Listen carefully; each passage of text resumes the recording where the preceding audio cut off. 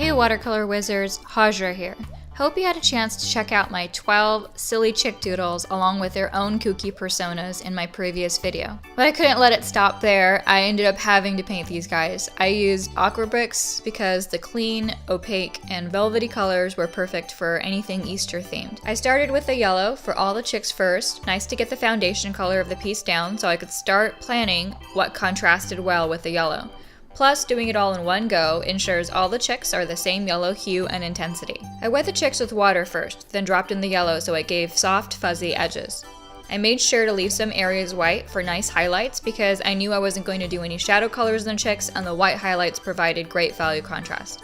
Just like with any other art project, when painting in the colors should match the mood and theme of a painting. So for Kingsley, his yellow fuzz has a bit of a waistcoat shape to it to add to his posh appearance. I actually debated if I wanted to make the chicks have pink and blue and yellow fuzz like they were dyed, but then I figured it would take the spotlight away from the eggshells, which are going to be colorful, so all the chicks stayed sunny yellow. And this is important because if I make everything too busy, it sort of ruins the sparkle of the piece. And along the same lines, I tried to keep away from yellow in the eggshells later because I already knew there was so much chick fuzz yellow in the piece. I moved the lightning bolt scar from the front of Rotis Harry's eye to the back.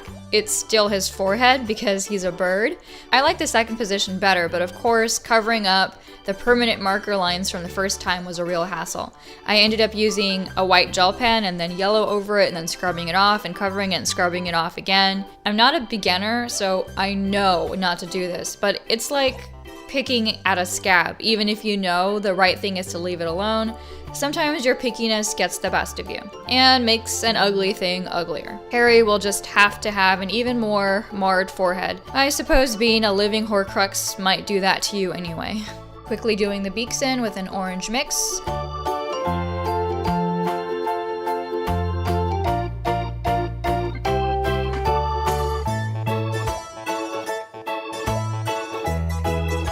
Next to twine with a brown mix from the same red, blue, and yellow, and more simple highlights.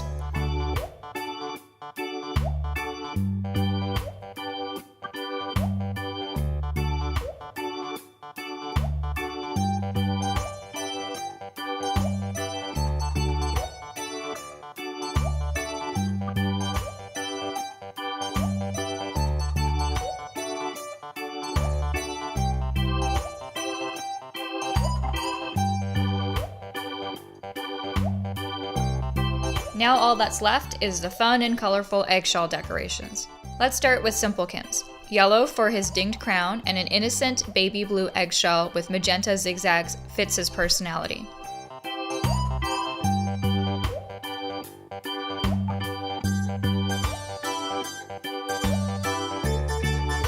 Hot Wings has a lot of found string that could have been multicolored, but I went for a single color so that a multicolor shell would stand out. And then I chose variegated colors and a patchwork shell that speaks to her colorful past.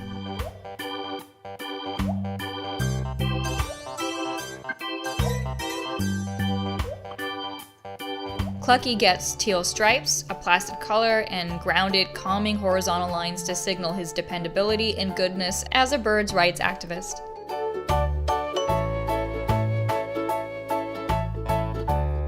Meanwhile, Kingsley's red shell and hat signals opulence, the color of rubies and red wine. White highlights on the shell imply he's had it engraved.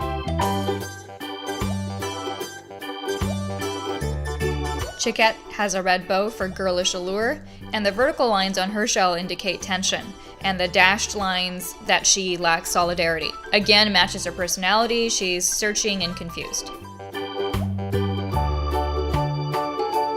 For Leghorn, small green polka dots felt self-assured and uncomplicated. The black for the hair that he's toting was just mixing the red, yellow, and blue in dabs until a slate color resulted. Using it keeps the color scheme limited to the triad I have out, and it's not a strident jet black that doesn't fit in. Since Henrietta grows her own birdseed, she got large red polka dots on her shell because they sort of reminded me of toadstools and nature. Because she's very golden looking all around, yellow and bronzes of the seeding grains, the red contrast works great here. For Paul Tree, I could have done anything really, as he's a neutral sort of character. I chose a verdant check pattern. The green was purely because it balanced well on this part of the page with Clucky's green grasses and Leghorn's green dots. And the check made a good pattern bookend to Hot Wings patchwork on the far right. Waddleson's lazy look is also open to being colored in any number of ways. I chose blue and red for a juvenile feeling cap, and a solid violet eggshell because it was a color that hadn't been used near him. This changed to a reddish violet later, as you'll see.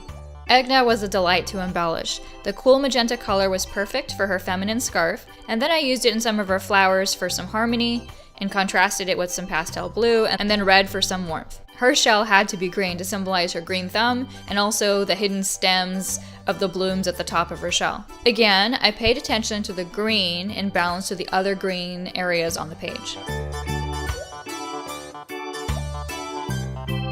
For Rotis Harry, I chose purple and yellow and red orange to evoke a magical wizarding school feel. He was the only chick to have yellow on his eggshell design. I made sure to leave fades for the highlight areas. This is all a simple art project, but these little highlights make a big difference. I painted the following visible every flavor bean flavors: banana, blueberry, grass, green apple, cherry, cinnamon, rotten egg, soap, and vomit. Since Edgar is a fastidious little chick, I gave him a plaid tablecloth shell, as the domestic kitchen-y feel to it goes really well with his soap bubbles. The bubbles are a simple blue with violet smudges and white highlights. I was so sorry when this is all done. These quirky chicks were way too much fun to paint. Make sure you learn their full stories by watching the previous video where I ink and introduce them. I think I might just do a whole little journal full of these little cuties. Easter or not, they are pretty irresistible. Well, roosters, hens, and chicks, thanks for perking your brushes here. And until next time, excellent art adventures.